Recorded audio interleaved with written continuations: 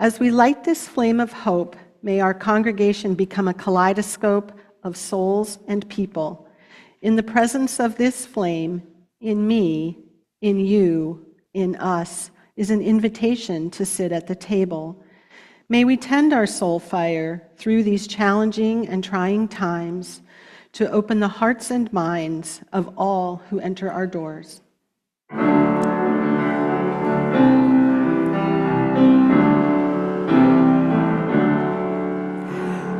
Here in this place, the new light is streaming. Now is the darkness vanished away. See in this space our fears and our dreamings, brought here to you in the light of this day. Gather us in the lost and forsaken. Gather us in the blind and the lame. Call to us now, and we shall awaken. We shall arise at the sound of our name. Not in the dark of buildings confining, not in some heaven light years away. Here in this place, the new light is shining. Now is the kingdom, and now is the day. Gather us in and hold us forever. Gather us in and make us your own. Gather us in, all peoples together. Fire of love in our flesh and our bone.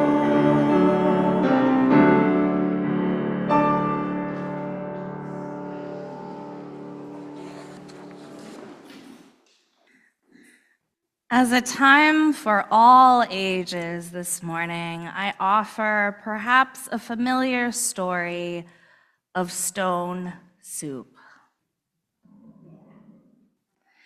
This one involves 3 monks who were traveling along a mountain road. They talked about cat whiskers and the color of the sun and whatever else came to mind. "What makes one happy?" asked the youngest monk. The old and wisest monk said, "Let's find out."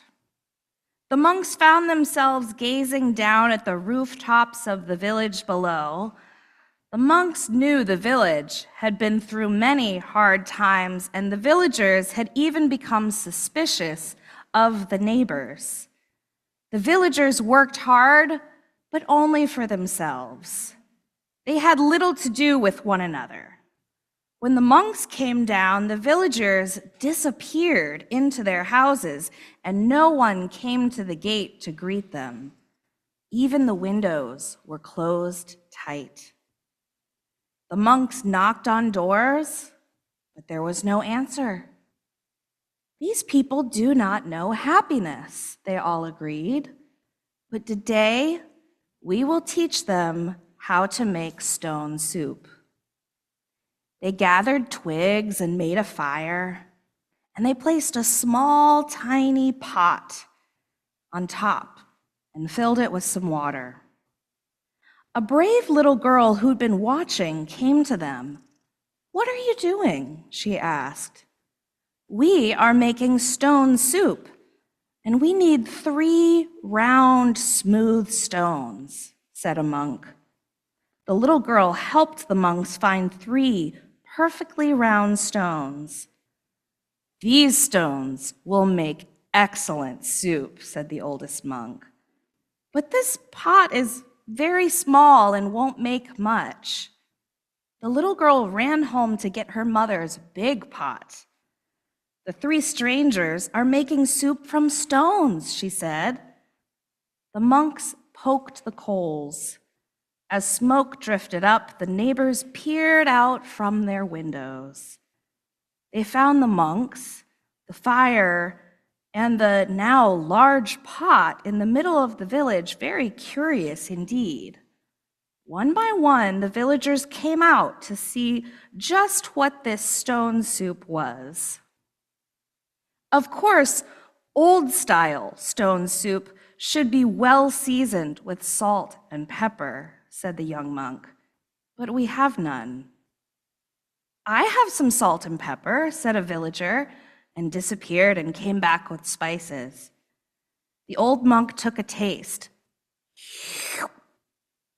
Last time we had stone soup of this size and color, carrots made the broth very sweet. Carrots, said a woman from the back. I may have a few carrots. And she returned with as many carrots as she could carry and dropped them into the pot. Do you think it would be better with onions? Asked the other monk. Oh, yes, maybe an onion would taste good, said a farmer. He left and returned in a moment with 5 big onions. He dropped them into the bubbling pot. Something magical began to happen among the villagers.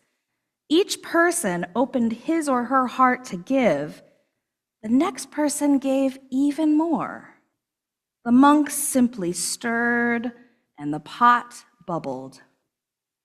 At last, the soup was ready. The villagers gathered together, and everyone sat down to eat. They had not been together for a feast like this for as long as anyone could remember. After the banquet, they told stories and sang songs and celebrated long into the night. Then they unlocked their doors and took the monks into their homes and gave them very comfortable places to sleep. In the gentle spring morning that came the next day, everyone gathered to say farewell. Thank you for having us as your guests, said the monks. You have been most generous. Thank you, said the villagers. With the gifts you have given, we will always have plenty. You have shown us that sharing makes us richer. And to think, said the monks, to be happy is as simple as making stone soup. Thus ends our story.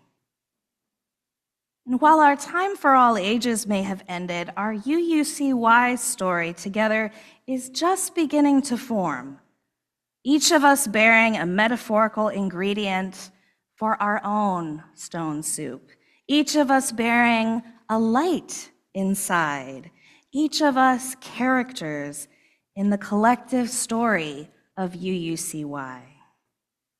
Children and youth here among us are invited to stay in the sanctuary today and continue worshiping with us. And I wonder if all of you might lend your voice if I sing, "This little light of mine, I'm gonna let it shine. This little light of mine, I'm gonna let it shine. This little light of mine, I'm gonna let it shine. Let it shine, let it shine, let it shine."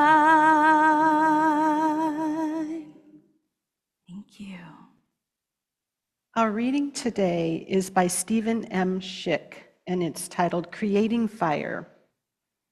Is the fire going out? Not in your belly, for you are still alive, but in your soul, that place where dreams fuel commitment, where longings shape action, where meaning flames purpose, where passion ignites and rekindles your life fire. If your soul smolders, dream on till you flame like a chalice of hope.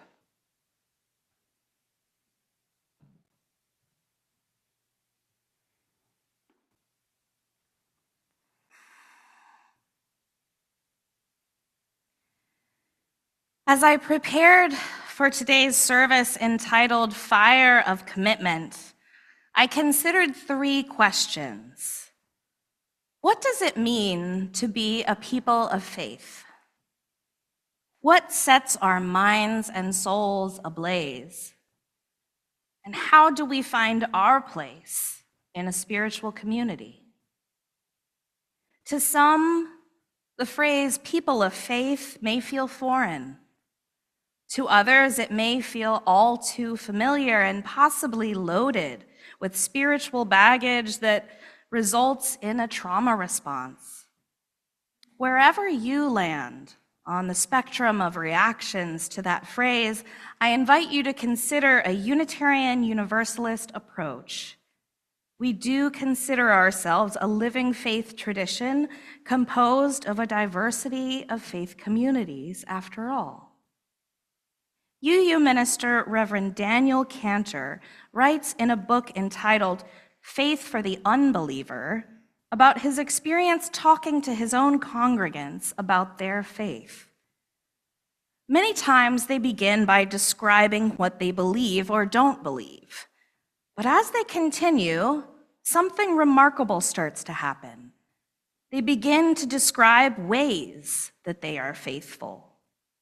They tell stories from their lives, stories about trust and loyalty, stories that illustrate their unique view of the world, and yes, stories about beliefs, but beliefs born out of their struggles to make meaning of their lives.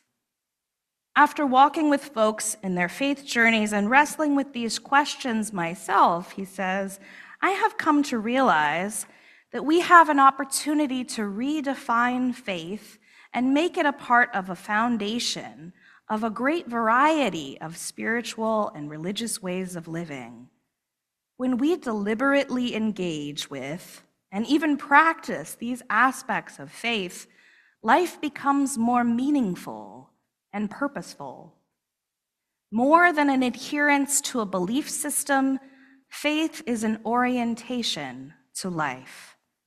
It is looking out at the world from a particular perspective and using that perspective to consider the meaning of our existence. We humans are meaning-making machines, seeking to make sense of all this life by engaging with it in community. UU minister Reverend Frank Clarkson shared a sermon entitled Faith is a Verb. To question, to wonder, to ponder, to struggle with the meaning of life and our place in it, isn't this what it means to be a person of faith? And isn't that why you are here? Because the congregation, with all its imperfections, still tries to offer what is increasingly hard to find in our society: some hope, some assurance that there is goodness and meaning in life, and some ways to be in touch with that which is holy and good, and some ways to be of use so that we might leave this world a little better than we found it. So what is your place in this world? What is your place in this congregation? Are there ways that you feel in touch with the holy or the good or the betterment of the community or the world? The poet Christian Wyman wrote a little book called My Bright Abyss, Meditation of a Modern Believer, in which he explores what a viable contemporary faith might look like. Wyman says, faith is not a state of mind, but an action in the world, a movement toward the world. In Reverend Clarkson's words of reflection, he states that faith is not an object, it's a direction. It's not so much a noun as a verb, the point of which is to take us somewhere, deeper into our lives, deeper into the world, toward greater connection and more substantial commitments, toward a richer and more meaningful life. So let's journey deeper in that direction. If faith is a verb, and being a people of faith is to be an active people journeying toward a richer and more meaningful life, how do we identify our passions and find our place in spiritual community? How do we find what sets our minds and souls ablaze. Ralph Waldo Emerson, who began his career as a Unitarian minister, famously wrote that what lies behind us and what lies before us are small matters compared to what lies within us. And when we bring that which is within us out into the world, miracles happen. Emerson isn't just talking about the past and the future compared with the present. I think he's talking about our fire of commitment, our unique spark that pushes us to engage more deeply in a community, to make miracles happen. What miracles might be waiting here at UUCY? For us to grow in size as a congregation, for us to grow in influence as a community, as a faith community. Perhaps for us to grow in our impact as a justice-loving community. For us to grow in our hearts and form deeper relationships with one another. All these things are possible when we bring that fire that burns within us. What is your fire? What is your motivation? There have been a number of studies and things written on motivation, especially around volunteering and engagement. And in my research, I found that people are often motivated to volunteer or get engaged in a spiritual community because of the benefit of social connections, a sense of belonging, to build on an already established skill or interest, and for personal fulfillment. One author in particular piqued my interest as she outlines her premise that motivation is fueled by 5 sparks, in keeping with our fire metaphor: courage, confidence, commitment, clarity, and challenge. Courage, she described as confronting fear and doing it anyway. Not being afraid of making mistakes or even failing. That is, after all, how we learn. And courage dissipates fear. So what scares you the most about getting involved with the community? What is in your comfort zone and feels good? What is outside of your comfort zone? Who or what gives you courage to do the thing that scares you anyway? Some of the lyrics of our hymn that we'll sing together shortly, The Fire of Commitment, speak of courage made possible by the glow of the fire of others' commitment. From the light of days remembered burns a beacon bright and clear, guiding hands and hearts and spirits into faith set free from fear. Second one is confidence.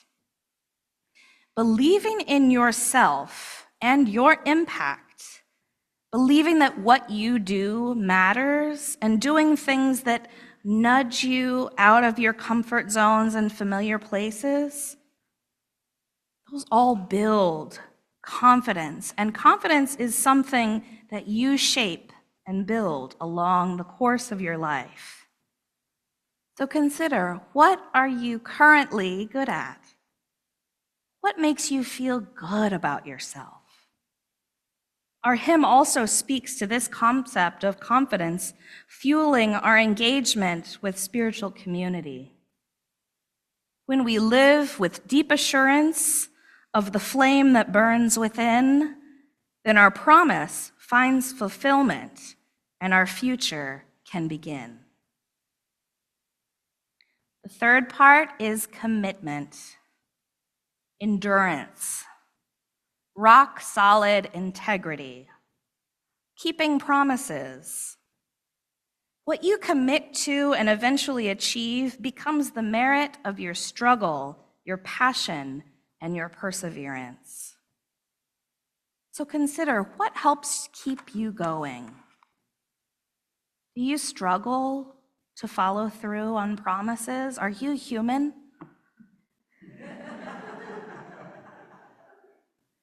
What is something small that you can reasonably commit to?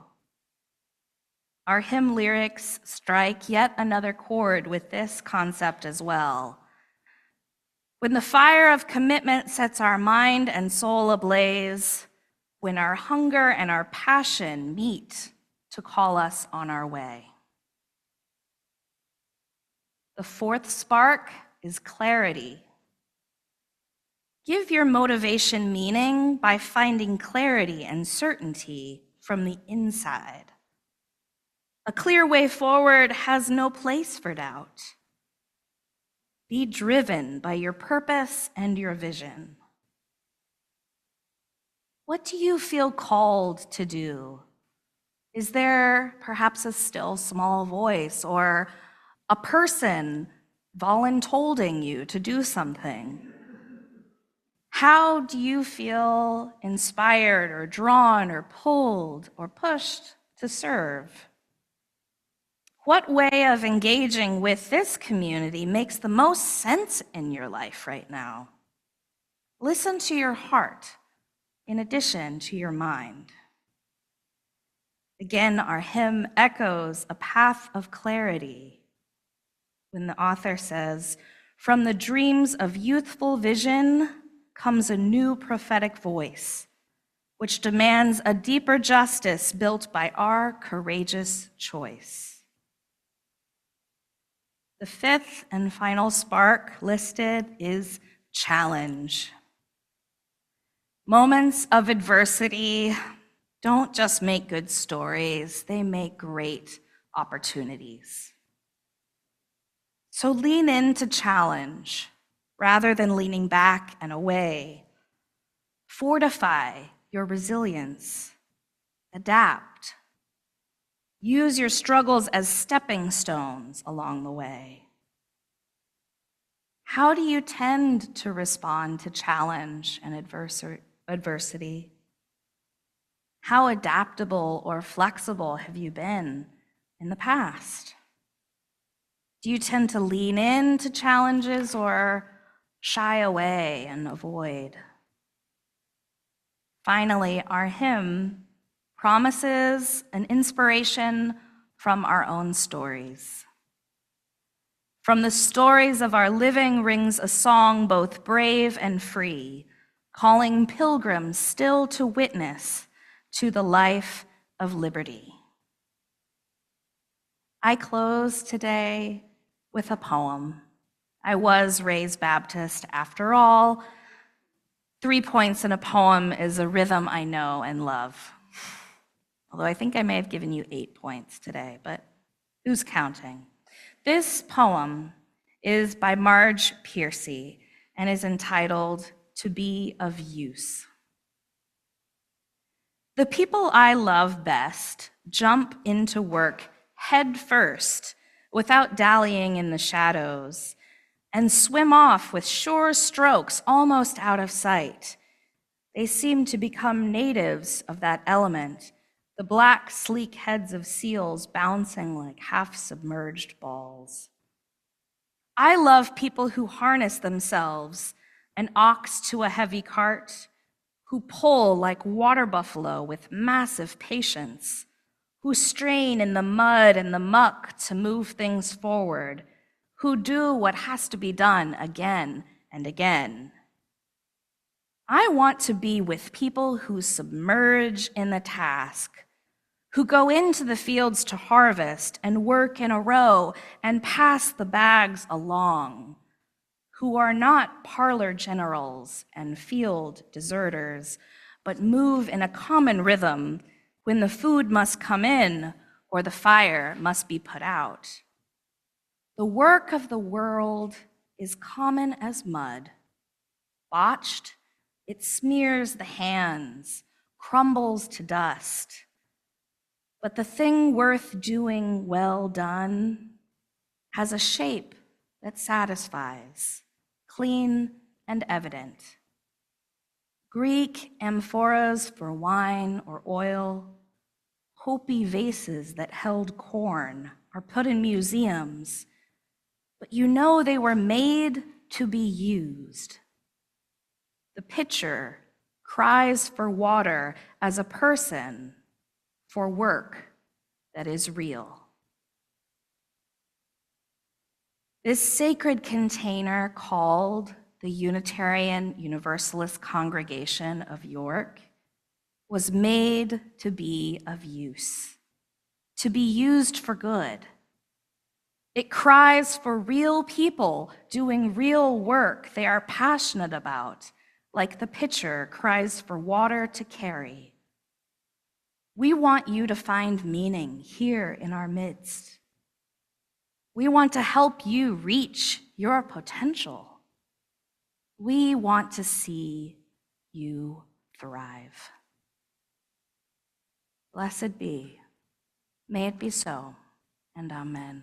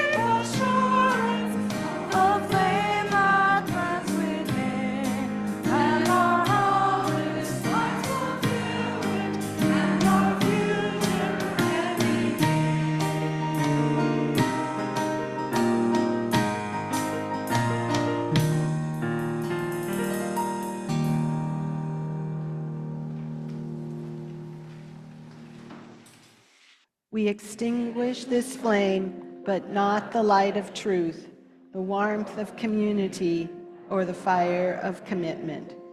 These we carry in our hearts until we are together again.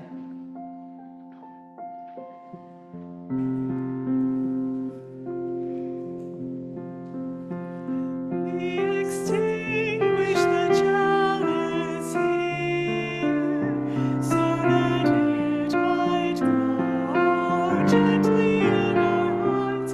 May it light your path as you leave this place. May it guide your way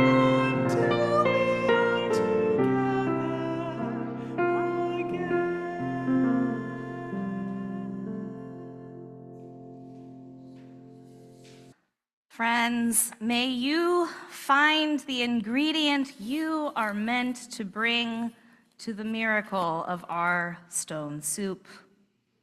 May you find the spark of your own fire of commitment that sets your mind and your soul ablaze. May you experience and witness the fulfillment of your faith and your hope. May you know that you are welcome here, bringing that which is within you. May you thrive in your purpose, both here and beyond. Blessed be and amen.